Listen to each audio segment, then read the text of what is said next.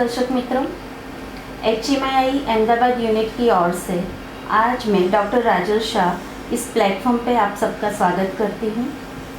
Homeopathic doctors, practitioners और learners के लिए जो हमेशा एक नया टॉपिक रहता है, एक्यूट प्रिस्क्रिप्शन इन होम्योपैथी, उसके बारे में हम आज बात करेंगे। नॉन होम्योपैथिक व्यूअर्स के लिए भी ये टॉपिक इतना ही ज़रूरी बन पड़ेगा, क्योंकि आज हम होम्योपैथिक दवाइयाँ कैसे ऐसी एक्यूट कंडीशन में हेल्पफुल होती है, उसका क्या स्कोप है, उसके बारे में हमें बहुत सारी जानकारी देंगे। और आज हमारे साथ है अहमदाबाद गुजरात के senior practitioner, renowned practitioner doctor Bhaskar Bhatt sir. Doctor Bhaskar Bhatt sir last 45 years से अहमदाबाद में प्रैक्टिस कर रहे हैं। वो काफ़ी सीनियर है। मेरी बात करूँ तो मैंने भी उनसे ही ट्रेनिंग ली है। काफ़ी स्टूडेंट्स को उनकी क्लिनिक पे होम्योपैथिक सीखने का प्लेटफॉर्म भी मिलता है। सर NJH में, ONGC में पैनलिस्ट रह चुके हैं और उनमें भी उन्होंने बहुत सारी सेवाएं दी हैं। इसरो में वो पहले अपॉइंटेड मेडिकल ऑफिसर रह चुके हैं। सर ने नेशनल लेवल के काफ़ी सेमिनार्स ऑर्गेनाइज किए हैं और होम्योपैथिक सीखने के लिए जो हमेशा तत्पर रहते हैं उनको हमेशा हेल्प करते हैं। सर HMI यूनिट के नेशनल लेवल के प्रेसिडेंट भी रह चुके हैं। There is a endless list. So right now I welcome doctor Bhaskar Bhatt sir. Sir please welcome on our channel. नमस्कार। Yes sir. सर आज का टॉपिक है acute prescription in homeopathy. Homeopathic दवाइयाँ जैसे एक्यूट कंडीशन में कितनी हेल्पफुल, कैसे हेल्पफुल होती है, उसके बारे में हम आज व्यूअर्स को बहुत सारी जानकारी देंगे। होम्योपैथिक का स्कोप पता चलेगा। सर पहला क्वेश्चन मैं ये पूछना चाहूँगी कि जब पेशेंट अपने पास आता है दर्दी, तो हमें कैसे पता चलता है कि उनके सिम्टम्स हम लेते पूछते हैं क्या तकलीफ़ है, तो उससे कैसे तय करना कि ये केस एक्यूट है जिसमें तुरंत राहत देना ज़रूरी है? देखो, होम्योपैथी नहीं, कोई भी पृथ्वी में एलोपैथी हो, आयुर्वेदिक हो या और कोई चिकित्सा पद्धति हो, जब भी कोई पेशेंट आता है तो there are few things which are very serious. कुछ बातें ज़्यादा सीरियस होती है। जो पेशेंट बैठता है या लेट जाता है एग्जामिनेशन टेबल पे, तभी आपको पता चलता है कि ही इज़ हैविंग फीवर और बहुत ज़्यादा फीवर है, या ब्रेथलेस फील कर रहा है, सीवियर पेन फील कर रहा है, सीवियर एंग्जाइटी फील कर रहा है। और इसके अलावा कुछ सिम्टम ऐसे हैं जो आपके वहाँ को एक्सप्रेस नहीं करेगा, लेकिन उसके साथ जो आए हैं वो या तो पेशेंट खुद बताएगा कि सुबह से बहुत डायरिया हो गए, सुबह से बहुत बर्निंग यूरिनेशन है, या सुबह से वॉमिटिंग ज़्यादा हो गई है, या सुबह से पेट में बहुत दर्द हो रहा है। So anything that has got a relation with the intensity of the symptom, जिसकी इंटेंसिटी बहुत ज़्यादा है, अनबेरेबल है। पेशेंट कैन नॉट बिकम काम एंड कूल की सर मैं बता नहीं सकता हूँ, इतना पेन हो रहा है ना, आप कुछ दवाई दो पहले। जी। तो intensity of the symptom creates a sense of acuteness.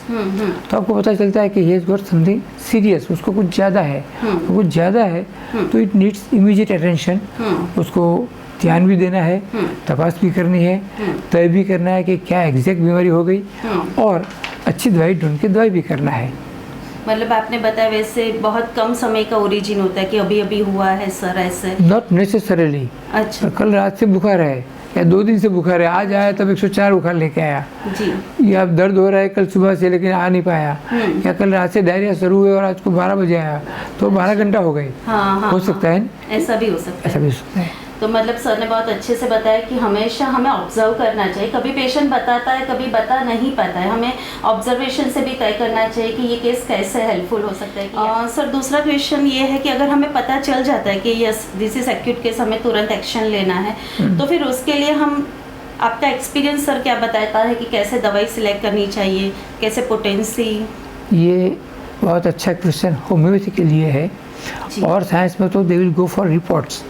हम कहते हैं कि रिपोर्ट तो करवाना ज़रूरी है, पता तो चलना चाहिए कि किस जगह से प्रॉब्लम शुरू हुआ, लेकिन आप पेशेंट जो एक्सप्रेस कर रहा है, intensity of the symptom, frequency of the symptom, और इसके अलावा मेन सिम्टम है खाली पेट का दर्द या तो वॉमिटिंग, लेकिन साथ में अगर चक्कर आते हैं, साथ में अगर हेडेक होता है, साथ में अगर बुखार आता है हाँ। तो एवरी अदर सिम्टम जो एसोसिएटेड है उसके साथ कंसिडर करके आपको पूरी बॉडी को एग्जामिन करना है पहली बात तो जो पेशेंट आता है इसको आपको पता तो चलना ही चाहिए कि कौन से सिस्टम में पेन हुआ, उसके अलावा बॉडी के और पार्ट में क्या क्या हुआ, वो किस तरह से एक्सप्रेस कर रहा है, इसकी इंटेंसिटी ज़्यादा है तो आप धीरे से एग्जामिन करें कि पेट में तकलीफ है या चेस्ट में ब्रेथलेसनेस फीलिंग होता है या चेस्ट पे पेन है या गला खराब है या हाथ पैर में कुछ प्रॉब्लम हुआ है, मोच आ गई है या कहीं जॉइंट पेन सीरियस हो गया है। तो वो जो सिम्टम्स है वो पार्ट को एग्जामिन करके आपको नोट करना है और सब पूरा बॉडी के सिम्टम्स साथ लेना है। एक सिम्टम पे दवाई नहीं देनी है। एक सिम्टम पे दवाई दिया तो वो सप्रेस हो जाएगा लेकिन रोग वैसे ही रहेगा।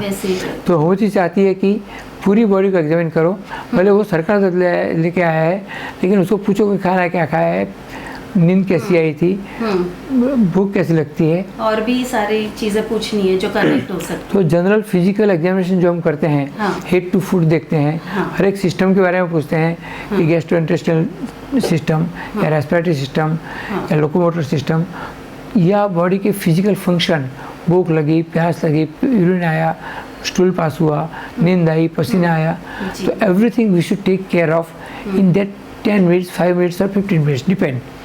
बट आपको वो सिम्टम भी लेने हैं, एग्जामिन भी करना है और पूरा रिकॉर्ड लिखना है।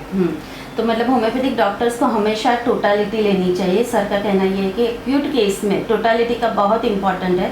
अगर पेशेंट बताता है, नहीं बताता है तो ऑब्जर्व करना चाहिए। और लेमन पीपल को मैं ये बताना चाहूँगी कि होम्योपैथिक बहुत ब्यूटीफुली केस ट्रीट करती है। जब हम एक सिम्टम्स आप बताते हैं और हम पूरा स्टेट आपका देखते हैं, मतलब आप आते हो तो हमेशा एक्यूट कंडीशन में आपका थर्स्ट, एपेटाइट, स्ट्रेंथ सब कॉम्प्रोमाइज़ हुआ होता है, तो उसको हम पूरा ट्रीट करते हैं आपको। तो होम्योपैथी एक्यूट केस में आपको पूरा ठीक करेगी, जो कि बार बार रिकरेंट भी नहीं होता है।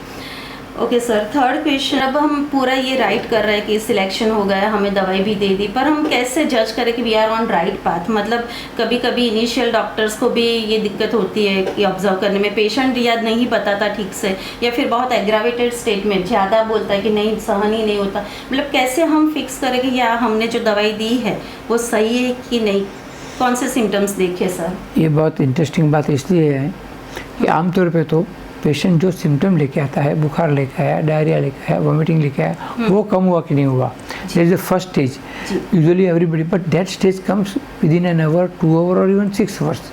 इमीडिएटली 1 मिनट में आपको पता चलेगा। तो वो भी ज़रूरी है कि टाइम, जैसी बीमारी समझो टाइफाइड लेके आया है, आपने तो दवाई दे दी और आप चाहेंगे टाइफाइड का बुखार जो उसको 4 दिन से है, 2 दिन से है और 2 दिन और चलने वाला है, वो दवाई दिया और 2 घंटे में चला जाए, नो ऐसा नहीं होता है। इसके लिए आपको डायग्नोसिस भी करवाना है और एडवाइस फॉर द जो भी ज़रूरी टेस्ट है, किसी को पेट की तकलीफ है और सोनोग्राफी करवानी है, किसी को चेस्ट की तकलीफ है और एक्सरे लेना है, किसी को बुखार है और ब्लड टेस्ट करवाना है, तो वो इतना ही ज़रूरी है so that you can realise कि उसकी बीमारी कितनी इंटेंसिटी में है और वो एक्यूट 2 दिन की है या 7 दिन चलेगी। You can understand that. Investigation भी, तो इन्वेस्टिगेशन भी आपको लिखना है और शाम को उसका रिपोर्ट भी देखना है, दैट इज़ वन पार्ट। दूसरी पार्ट, शाम तक आपने जो दवाई दिया है वो दवाई से उसकी एक्यूटनेस कम होती है। सब शाम को अगर दोबारा देखते हैं आप बोलेंगे सर का दर्द तो थोड़ा कम हुआ बट बुखार तो भी है, या बुखार 104 था अभी 102 हुआ है, या वॉमिटिंग तो हर घंटे में होती थी अभी 4 घंटे में 1 ही बार हुई, या डायरिया तो हर घंटे में जाना पड़ता था लेकिन सुबह से दवाई लेने के बाद अभी शाम को 2 बार ही गया। तो दैट शोज कि he is responding to the medicine. फिर आपको पता चले कि इसकी ये बीमारी है, ये डिसेंट्री के स्टूल थे, डिसेंट्री पॉजिटिव आई रिपोर्ट में, तो आप कह सकते हैं कि देखो आपको दवाई चालू है वो बराबर है, लेकिन 3 दिन तक आपको खाने पे कंट्रोल करना है। ये आपको बुखार ये जो है टाइफाइड पॉजिटिव आया है, टाइफाइड.com करवाया और वो पॉजिटिव आ गया, तो आप समझो कि आपको 4 से 7 दिन तक रेस्ट करना है, या खाने में क्या चीज़ें नहीं खानी है वो आपको समझाना पड़ेगा, किस तरह से इसको 5 दिन 4 दिन आराम करना है, लेटना है या कितना काम करना है, वो भी इसकी बीमारी की इंटेंसिटी और बीमारी क्या चीज़ है वो समझने के बाद you are supposed to advice. मतलब इन्वेस्टिगेशन अगर हम करवाते, हम प्रैक्टिस कर रहे, टोटालिटी पे सही दवाई जा रही है, रिजल्ट भी थोड़ा थोड़ा स्टेप बाय स्टेप मिल रहा है, पर सर कह रहे हैं कि इन्वेस्टिगेशन करवाना ज़रूरी है ताकि हम फर्दर एडवाइस दे सकें और जल्दी से पेशेंट को क्योर कर सकें। सर इस केस में आपका एक आध एग्जाम्पल या आपका प्रोटोकॉल बताए कि आप कैसे ट्रीट करते हैं और कैसे दवाई में कुछ पोटेंसी डोज में चेंज करते हो कि कैसे? अब दवाई और potency something different chapter, but आम आदमी को ये पता नहीं चलेगा, जो डॉक्टर्स देख रहे हैं इनको ज़्यादा पता चलेगा। हम श्योर सेकंड सेशन रखेंगे सर के साथ डिटेल, पर अभी के लिए बिल्कुल बेसिक। होम्योपैथिक में दवाइयाँ 6, 12, 24, 30 और 60 भी, 100 भी, 200 भी, 500 भी, 1000 भी, ऐसी अलग अलग पोटेंसी में दवाई होती है। इतनी सारी इससे भी ज़्यादा है। अच्छा। लेकिन हम जब पेशेंट को दवाई चूज़ करते हैं तो इसकी इम्यून सिस्टम कितनी स्ट्रांग है, इसके सिम्टम्स कितने स्ट्रांग है, एक्यूटेंस कितनी ज़्यादा है, वो सब देख के इसको 30 पारी देनी है या 200 की देनी है, 1000 देनी है, वो तय करेंगे। एक बात, usually in acute unit repetition उसको बार बार देनी पड़ती है, तो कई बार डायरेक्ट गोली नहीं देते हैं, गोली को पानी में डिजोल्व करके हर 1 घंटे को या 2 घंटे को एक चम्मच दवाई वाला पानी देते हैं टू रिपीट द रेमेडी। अब ये रिपीटेशन में every acute patient usually we use to say 24 घंटे में रिपोर्ट दो, या रिपोर्ट करवाए, कोई ब्लड टेस्ट करवाए तो 12 घंटे में रिपोर्ट दो, सुबह दवाई दिया, शाम को पता मुझे दिखाओ कैसा है, या तो मुझे किसी को भेज के बता दो कि रिपोर्ट में क्या आया है। तो 1 दिन तक तो हम हर घंटे 2 घंटे में दवाई देते रहेंगे, या कोई प्रॉब्लम थोड़ा सा सीरियस कम है तो 4 घंटे या 6 घंटे में देंगे। ज़्यादा रिपीट करेंगे हम मेडिसिन तभी ज़्यादा रिपीट करेंगे जब पेशेंट सीरियस ज़्यादा है। जी। कम सीरियस है तो कम रिपीट करेंगे, but every 24 hours you should observe again. जी हाँ। 24 घंटे में उसकी खबर लेनी चाहिए कि इसे अभी स्टेज क्या है, दवाई से कितना फ़र्क पड़ा, और उसके हिसाब से आप आगे दवाई कंटिन्यू करेंगे या उसका डोज रिड्यूस करेंगे या बढ़ाएंगे। जी हाँ। और उसके साथ द मोस्ट इम्पॉर्टेंट इज़ क्या खाना है, क्या पीना है, कैसे बैठना है, कितना रेस्ट लेना है, बाहर जाना है, नहीं जाना है, वो एडवाइस भी उसकी बीमारी देख के, उसके इंटेंसिटी ऑफ द सिम्टम देख के आपको देनी है। तो that is important part. Associated factor sir जो ट्रिगर करते हैं शायद कंडीशन को। एसोसिएटेड फैक्टर और अदरवाइज भी रेस्ट इज रेस्ट। रेस्ट का कोई दवाई नहीं होती है। जी। पेशेंट को 104 डिग्री बुखार बोलता है मुझे ऑफिस जाना है तो प्रॉब्लम है। प्रॉब्लम है उसको तो होगा ही प्रॉब्लम, वो किसी और को भी बीमारी देगा। जी हाँ, स्प्रेड होती है। वो गलत है। तो मतलब वो बिल्कुल ज़रूरी है कि आप बिल्कुल फॉलोअप लें होम्योपैथिक में, जो डॉक्टर्स हैं उनके लिए इम्पोर्टेंट, कि ऐसा नहीं कि हमने 3 दिन की दवाई दी तो 3 दिन के बाद अगर पेशेंट अपने को अप्रोच करता है, ऐसा नहीं है। सर के हिसाब से हमें इन्वेस्टिगेशन और डेली फॉलोअप ज़रूरी है। तो सर आप कुछ 1 या 2 एग्जाम्पल ऐसे? हाँ जरूर, आपने पहले ही बोला एक्चुअली। हम दूसरी बात करते रह गए। I will tell you some couple of cases कि एक छोटा सा बच्चा आया, बुखार था बहुत ज़्यादा, घर पे उन लोगों ने कुछ पैरासीटामोल दे दी थी, 2 घंटा अच्छा हुआ, फिर वापस आ गया जी। और वो पुराना पेशेंट था तो लेके आ गया कि सर अभी तो बुखार है। First thing we advise don't suppress the symptom. बुखार आता है आने दो, यहाँ लेके आओ। बुखार या डायरिया वोमिटिंग को चलो बंद कर दो, फिर डॉक्टर को दिखाओ, तब तक तो बीमारी बढ़ जाएगी या कुछ और प्रॉब्लम होगा। यू शुड बी अवेयर कि बुखार क्या है, किस लिए आया है, कौन सा इन्फेक्शन है। तो बच्चे को जो बुखार था इसको हमने ब्लड टेस्ट करवाया और सिम्टम लेके दवाई दिया। आर्सेनिक नामक दवाई है, उसको वो थर्स्ट बहुत थी, एवरी हाफ एन आवर वो पानी मांगता था, रेस्टलेस था, बहुत वीकनेस थी। शाम तक रिपोर्ट आया कि उसके प्लेटलेट कम हो गए हैं, शाम तक इसके दाने दिखने लगे, दूसरे दिन सुबह देखा कि ये डेंगू है। अच्छा। है। अब वो बच्चे को हमने बोला स्टिक टू द मेडिसिन। हमने आर्सेनिक दिया, बीच में इंटरकरेंट थूजा का एक डोज दिया, फिर आर्सेनिक चालू रखा। दूसरे दिन दोबारा टेस्ट करवाया काउंट, तो जो काउंट 8000 हो गया था प्लेटलेट का, इट वेंट टू 27000। फिर दूसरे दिन दवाई देने के बाद दोबारा तो थूजा और आर्सेनिक दिया, थर्ड डे को टेस्ट करवाया, it went to up to 70-80,000 and within 3 days his counts were normal, बुखार चला गया एंड डेंगू वाज क्योर्ड। अच्छा, तो सर कैसे कभी होम्योपैथिक प्रैक्टिशनर होते हैं तो डर भी जाते, इनिशियल जो होते हैं उनको भी ऐसा होता है जजमेंट लेने में, तो कैसे हम अश्योर रह सकते हैं कि पेशेंट का कैसा स्टेट?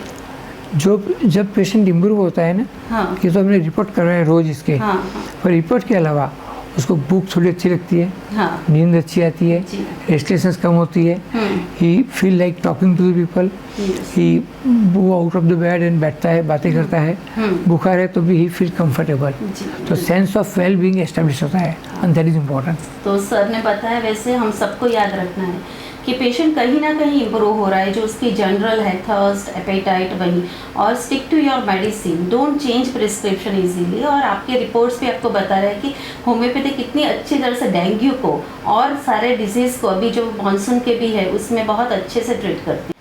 सर और एक क्वेश्चन मैं पूछना चाहती हूँ, जैसे आपने बहुत अच्छा एग्जांपल दिया, फीवर, डेंगू में, टाइफाइड में होम्योपैथिक बहुत ही हेल्प करती है, और कैसे कैसे डिजीज़ में जैसे हमें इसको होम्योपैथिक से बहुत अच्छा रिजल्ट मिलता है। और दूसरा आपने जो बताया वो भी एक सेकंड पार्ट बताना, कि जैसे बुखार होता है पेशेंट को, तो हम कहते हैं कि आप दवाई ना दो, पैरासीटामोल सप्रेस ना करो एज होम्योपैथिक थियोरी, पर पेशेंट को भी कैसे कन्विंस करें। आज हमारा ये व्यूअर्स नॉन होम्योपैथिक भी रहेंगे तो उनको भी पता चले कि हाउ इम्पॉर्टेंट कि आप होम्योपैथ से कंसल्ट करें तो उनकी पूरी बात को समझें।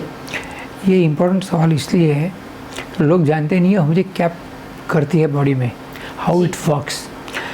होम्योपैथिक दवाइयाँ बॉडी के इम्यून सिस्टम को प्रोवोक करके आपकी इम्यूनिटी बढ़ाती है। ये ऐसी चीज़ है जहाँ इम्यूनिटी बढ़ाने के लिए आपको दवाई पसंद करने के लिए सिम्टम चाहिए।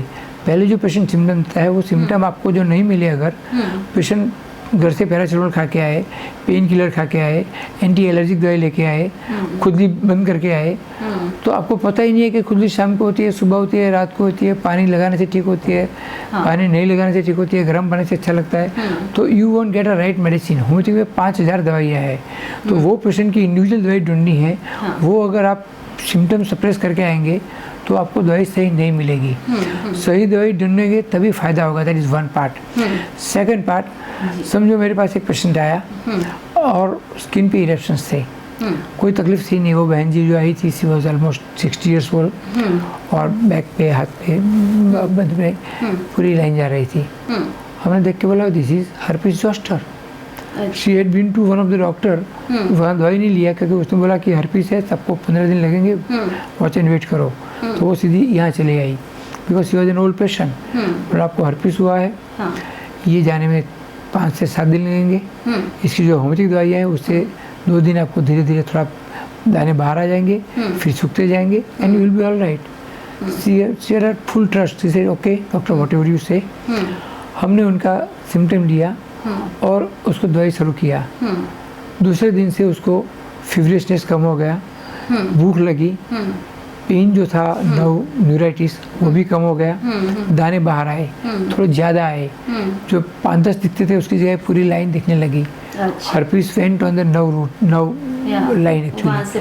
तो वो पूरा बैक तक उसको बाहर चले आए, लेकिन मेंटली एंड फिजिकली भूख अच्छी लगी, नींद अच्छी आई। मैंने बोला कि wait, this will take 5 to 7 days। दवाई 2 दिन 3 दिन तक रखी, तब तक वो काफ़ी कम हो गया। फिर इसके डोज कम करते गए, दिन में हर 2 घंटे को देते थे, फिर 4 घंटे को दिया, फिर 6 घंटे को लेने को बोला, और ऑलमोस्ट 6ठे-7वें दिन इट वॉज ऑल क्लियर्ड। अच्छा, तो ये जो होम्योपैथिक का काम है वो अंदर से दवाई डिसीज बाहर ला के इसको ट्रीट करना है। तो कोई भी दवाई कोई भी सिम्टम दबा दे कि पेन कम हो जाए या बर्निंग कम हो जाए या इरेप्शन चले जाए, ऐसे कुछ ट्यूब लगाओ या दवाई ले लो, तो होम्योपैथिक को पता नहीं चलता है कि कौन सी दवाई काम करेगी। जी, होम्योपैथिक में इतनी सारी दवाइयाँ सर ने बताया। वैसे मतलब अगर पेशेंट हम देखें, व्यूअर्स आप लोग कफ होता है दवाई ले लेते हो एलोपैथिक फॉर्म पे या ऐसे, फिर आगे 2 महीने के बाद अस्थमा होता है, ब्रोंकाइटिस होता है, फिर वो डीपर ही जाता है। तो सर का कहना ये है कि जब आप फेथ रख रहे हो होम्योपैथिक में, आपको दवाई करनी है तो पूरे सिम्टम्स जो हो रहा है, क्योंकि वो पिक्चर अलग है, रोज तो आपके बॉडी में वो नहीं हो रहा है, तो वो सिम्टम्स पूरे लेके आइए, उसकी टोटलिटी पे जो दवाई होगी वो आपके कोई भी रोग को दबाएगी नहीं, वो आपको क्योर करेगी। आगे जाके कोई और डिजीज नहीं डेवलप होना है। तो होम्योपैथी वर्क्स वंडरफुली हर एक ऐसे केस में। तो सर कह रहे हैं कि आप पूरा ट्रस्ट रखिए और पूरे सिम्टम्स के साथ आइए। और अगर जैसे सर ने बताया हर्पीस का केस, तो वैसे हम जब दवाई दे रहे थे तो पेशेंट फेल्ट मेंटली बेटर। तो मतलब ऐसा नहीं कि आपको दिख रहा है तो दिक्कत ज़्यादा है, आप मतलब मेंटली बेटर फील कर रहे हो, आप इम्प्रूव हो रहे हो, आपकी इम्यूनिटी इम्प्रूव हो रही है। और कोरोना के बाद तो सब इम्यूनिटी को ही फोकस करते हैं, तो होम्योपैथिक श्योरली इम्यूनिटी पे ही आपको ट्रीट करती है। But Yes. मैं एक दो बात और भी कहूँगा जो इम्पोर्टेंट है दर्शकों के लिए और Yes. डॉक्टर्स के लिए भी। कोई पेशेंट आपको पेट में दर्द लेके आया, कोई सिम्टम नहीं है, भूख कम लगती है और पेट का दर्द है, और वो तो पेट का दर्द लेके आया तो आपको लगता है एक्यूट है। हमारे पास ऐसा पेशेंट आया था, हमने बोला ठीक है, देखा उसको, मैंने बोला you should go for sonography, आपका रिपोर्ट ज़रूरी है क्योंकि पेट में दर्द जो है वो राइट साइड में है और there are chances that you have hepatitis. उसको भेजा, सोनोग्राफी करवाई, अंदर उस कन्फर्म कि हेपेटाइटिस इन्फेक्शन था।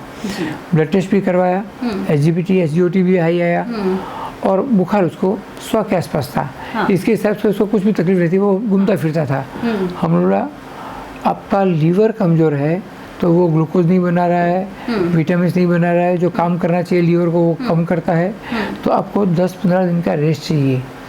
भले apparently you are not sick, apparently you got only one symptom कि पेट में दर्द है थोड़ा सा, लेकिन दूसरे 2-4 दिन में you will be back to worse, क्योंकि आपके वायरस अंदर जो काम कर रहे हैं वो तो उसको हमने बोला कि कम से कम 15 दिन का बेड रेस्ट, आप बाहर मत जाओ, खाने पीने में रेस्ट्रिक्ट कर दो, वही खाओ जो आपके लिए अच्छा है, जंक फूड नहीं खाओ, ऑयली फूड नहीं खाओ, घी तेल बंद कर दो।